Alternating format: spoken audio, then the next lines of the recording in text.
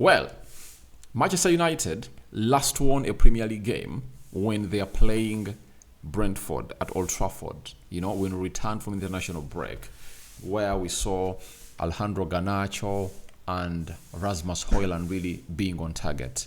And the next Premier League game they played, they drew with Chelsea 1-1, and they are now going to take on Leicester City. Man United is placed.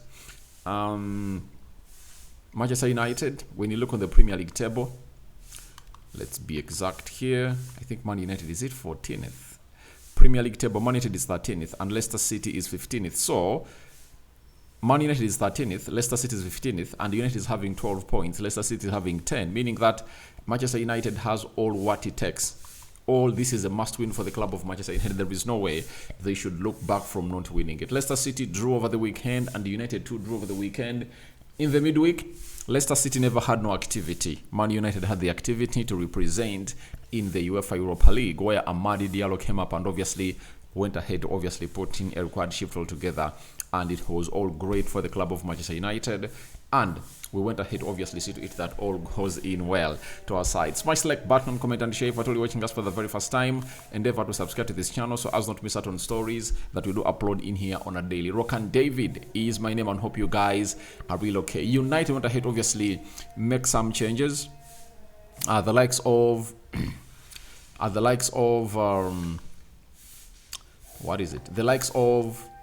Matthias De Ligt were arrested, right? The likes of Lisandro Martinez were arrested. Joshua Zirkzee was arrested. Rashford was arrested. You understand?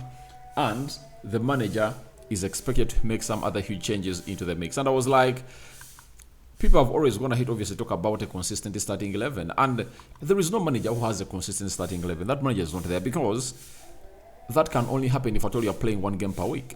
You can't tell me that you can name the same 11 that plays on Sunday to play on Thursday to play on Sunday. That is out, meaning that you have to rest certain players in there for you. But we come to this game of football when we need to win to see it that we set a very good starting ground for Ruben Amorim. And Ruud van Nistelrooy has gone ahead to do it in the UEFA Europa League when he went ahead win the game that saw United beat the side of PAOK by 2-0. And when you look at the stats now, Man United is now placed 15th, and you're having 4 games to go, and those 4 games I think can really be in our favor. If you know.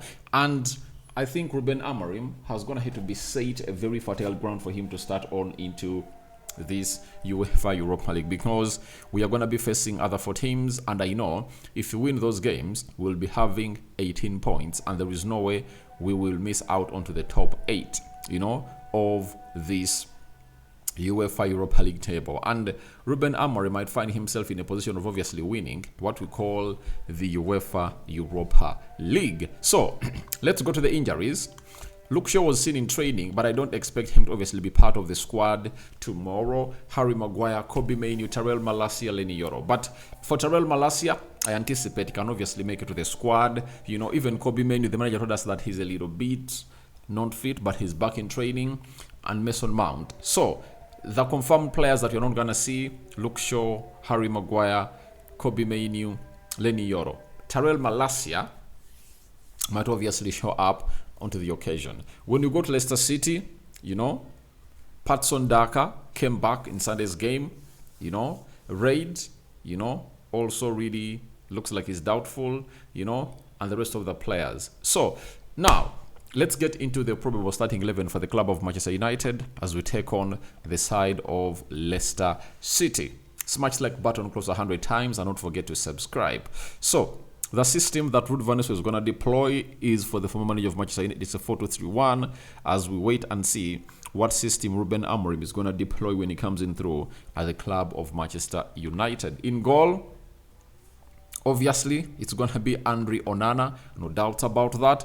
He had to make some 3 unbelievable saves when you're playing against PAOK at Old Trafford. And even when you're playing against Chelsea, he was called up and made some huge, beautiful saves as a goalkeeper. Now, right back, I think it's going to be Dalot to be played as the right back for the club of Manchester United. Then left back, it's going to be Mazraoui to be played as a left back. And I think the manager is going to be welcoming back Lisandro Martinez and Matthias De Ligt that really got rested in that game of Payok into the mix. So I think our back five that we've always gonna hate to know for some time is really gonna be back in action. That is it. Then in the double pivot, it's Manuel Ugarte.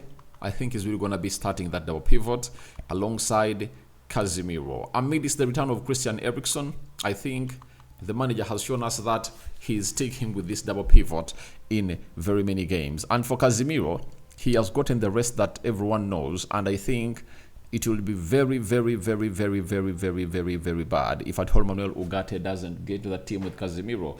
And out of those two, if you ask me, who do you think might be benched for Eriksen to come in through? I think it's going to be Casemiro, because Ugarte was rested in the midweek and Casemiro had to play 90 minutes, meaning that Ugarte is going to be a starter into that game. You understand? There is no way he's not going to be a starter into that game of football, and we are going to see how he's really going to be looking like. And I just can't wait to see Eriksen and Ugarte playing that midfield as we take on the side of Leicester City. But these two have been really performing very, very well. And remember, we beat Leicester City 5-2 in the League Cup.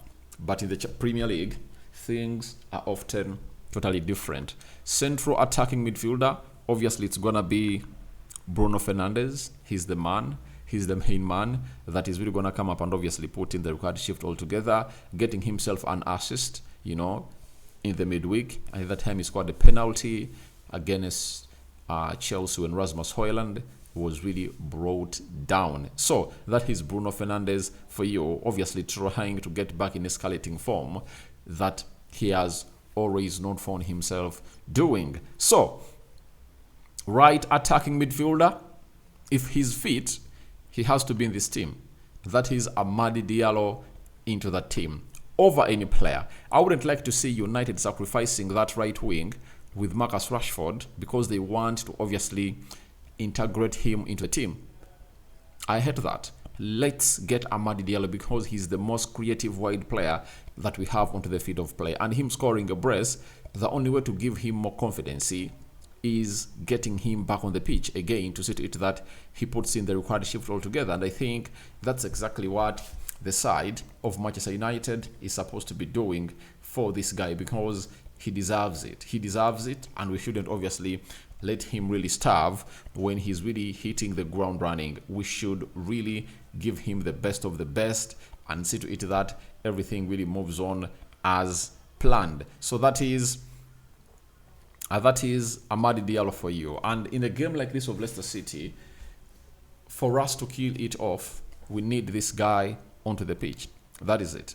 We need him onto the pitch. And he has to come up and obviously represent to the fullest for the club of Manchester United. On the left, guys, Garnacho had a very bad game. And I think they are recurring games. And you see he's very selfish. And you saw even what he told to the fan. That why don't you play? But when the fan was like, your end product is really lacking. Why are you too selfish? Because that's written all over the world. Garnacho is very selfish. He's very selfish. And I tell you what, he needs to obviously improve on his end product. And the moment you keep that player on the field of play, every time he's playing selfishly like that, you are sending a message to him that all what you are doing is right. And what results into that? Doing the same thing again and again and again and again and again. Now, to send a message that Garnacho you are doing something wrong, obviously, you have to bench him and really get in Marcus Rashford, because when Rashford came off the bench when you're playing against Payok, you saw to it that he was a more energetic and more focused player, meaning that even Garnacho has to be benched immediately. And that's why I would prefer starting Marcus Rashford onto the left and let Garnacho come off the bench and see how things are really going to pan out. Leading the line, Zexi was rested and later he was brought on, but I think it's going to be Rasmus Højlund. And starting Rasmus Højlund in that game showed you how Van Nistelrooy wanted 3 points into that game, because United needs to qualify for the Champions League. That is it. And we're having avenues, either finishing 4th in the league or going ahead to obviously win the UEFA Europa League. By the way, there is a very huge chance to win the UEFA Europa League this time around, because no team in the Champions League is going to be dropping to the UEFA Europa League. No way. That is not going to happen. Meaning that all the teams that are into this are really the teams that we are going to face. And when you look at these teams, I think we can really beat them. Lazio, Ajax, Galatasaray, Eintracht Frankfurt, Anderlecht, Atletico Bilbao, Tottenham Hotspur, FC Lyon, Rangers, Bodo Glimt, guys, Roma, Hoffenheim, Real Sociedad. I think if at all this team really gets the rhythm that we want, I think we can beat any side here and really win the UEFA Europa League. And I tell you, the easiest way for us to obviously get into the Champions League is winning the UEFA Europa League. Period. That is it. If we are to really focus on the top four, it's really going to be a little bit hard because teams are really having 19 points, 18. And we are having, how many points do we have? I think we have like 12. You get?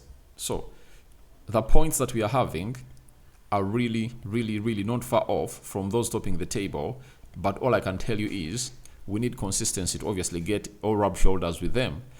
Chelsea is fourth with 18 points and Man United is having 12, meaning that there is a point difference of 6. And Chelsea is going to be playing the side of Arsenal.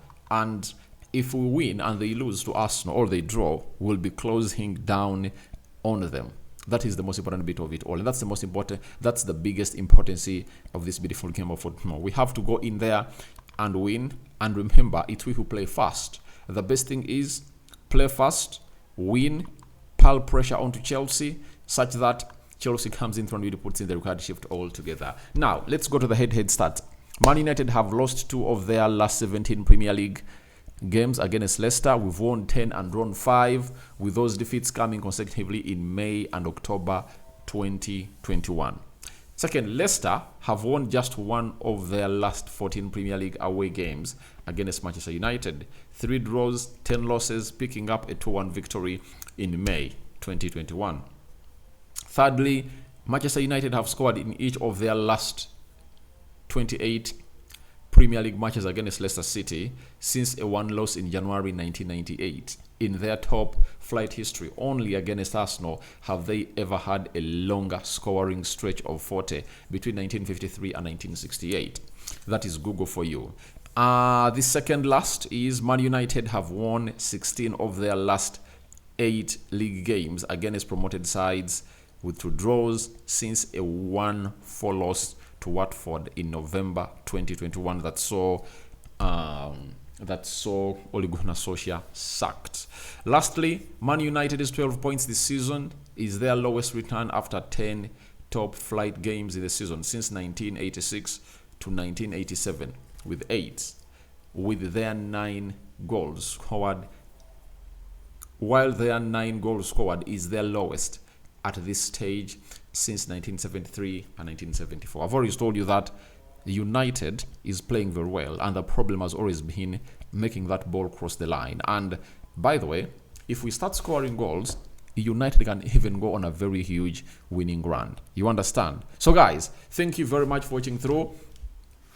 That is it. And after reading you those stats, I'm really bringing you what we call my prediction. 3-1 win for the club of Manchester United. Just believe it. I just really feel that we are really going to go in for that win. But Leicester City is expected to have Hamilton in goal, Justin, Faze, Okoli, and Christiansen. That is the back 4. Then Soumare, Winks, Fatau in the midfield. Then Bonnet, Ayew, and Vardy. And we should watch out on Jamie Vardy and Ayew, because when we played them in the League Cup, they were not Vardy was not there, and some others were really rested. But this time around, I tell you, they are gonna go full strength, obviously attack the club of Manchester United and see to it that they cause a lot of havoc to the side of Manchester United. So that's what I had for you in here onto the United Matters channel. My prediction is 3-1. I don't know what your prediction is, but we might be in for a shocker for the likes of Tyrell Malacia to be back in the squad. Even Luke Shaw might find himself really back in the squad to really get everything up and running. And this is where you ask yourself, why is it that when the new manager is coming, every player is like flaunting himself to obviously be back? Looked like Luke Shaw never wanted to play a game for Erik ten Hag, and he risked himself out for the side of the England national team, playing the semi-final and the finals. But for Manchester United, he can't risk himself any further. So I'm out. See you later. And second video of the day, I think you're really appreciative, and I'm gonna be really dropping another one later, 2-3 hours from now, about how very many players are really returning and the shockers that are really expected to be at Manchester United this all tomorrow in the match day of Leicester City as we play at Old Trafford before we go into the international break. So it's a 5 fingers up everyone watching in through, and see you when you see me. I'm out. Bye bye, mammets. Love you, die.